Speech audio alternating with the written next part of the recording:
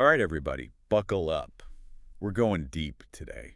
Deep into the world of a material that's, well, it's about to change a lot of things as we know it. It really is. It's pretty amazing, actually. Nano-modified 77.5 aluminum alloy.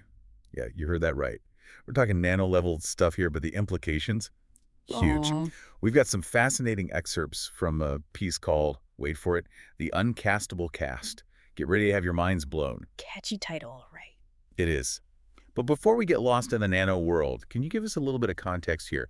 Why is this particular alloy such a big deal? What's all the fuss about? Sure. So let's start with good old 7075 aluminum alloy. It's been a workhorse for ages, especially in industries that need stuff to be super strong but light. Aerospace loves this stuff. Makes sense. Planes gotta fly, right? Exactly. But there's always been this little snag. It's not the easiest to work with when it comes to die casting. Die casting, that's how they make all those super detailed metal parts, right? Precisely. You need the metal to flow perfectly into the mold.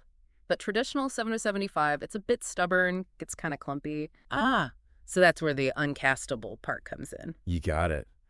It leads to these imperfections, like hot tearing. Hot tearing. Sounds kind of scary. It basically cracks that form as the metal cools down. Think of it like trying to pour, I don't know, thick honey into a tiny little mold. Okay. Yeah, that's not going to be pretty. Exactly. You end up with a weaker part, and nobody wants that, Sure. especially when you're talking about something that's got to be super reliable, like in a plane. Yeah, no pressure cracks in my airplane wing. Thank you very much.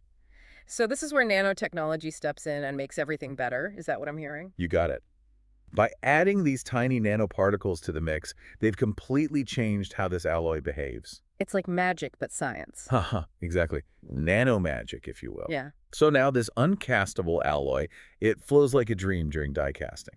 Hold on. So we're talking super smooth, intricate parts. No more honey in the mold situation. Gone. Think about the possibilities. Intricate engine parts for airplanes, detailed components for cars, even tiny, complex bits for smartphones.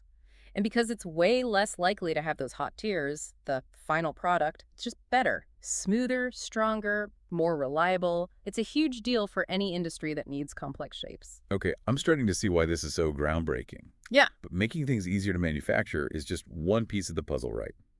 What about strength?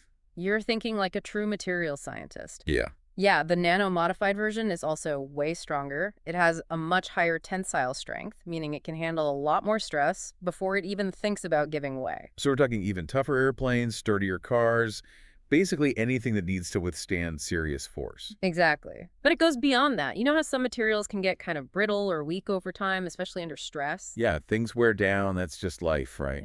Right. Well, not so much with this alloy. The nanoparticles actually create this super fine-grained structure that makes it incredibly stable over time, like ridiculously stable. Even under intense pressure or extreme temperatures, it just doesn't quit. It's built to last. Okay, this is seriously impressive.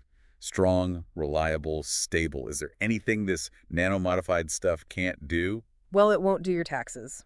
Darn. But you know what else is cool? Remember how I said it was tough to work with before? Yeah, the die casting issues. Turns out the nano version is actually easier to weld, too. Fewer seams, lighter structures, potentially safer, too, especially in things like, big buildings or aircraft. It just opens up a whole world of design possibilities. So it's strong, it's stable, and it's now easier to work with. Okay, color me impressed. But wait, there's one more thing. You mentioned something about looks, didn't you? Ah, yes. It's not just about brawn, it's got beauty, too. This nano-modified alloy is amazing for anodizing. Anodizing, that's how you get those cool colors on metal, right? That's it. So now you can have not just strong and reliable parts, but parts that are vibrant, colorful, even stylish. Think sleek, colorful laptops, eye-catching medical devices, maybe even, I don't know, a spacecraft interior with a bit of flair. A stylish spaceship. Okay, now I'm really on board.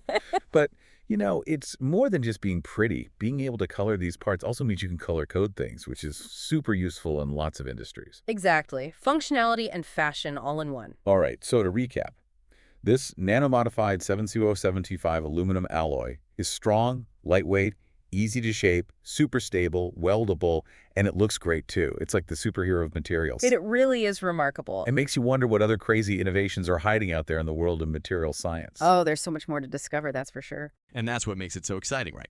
Now, I want to hear from you.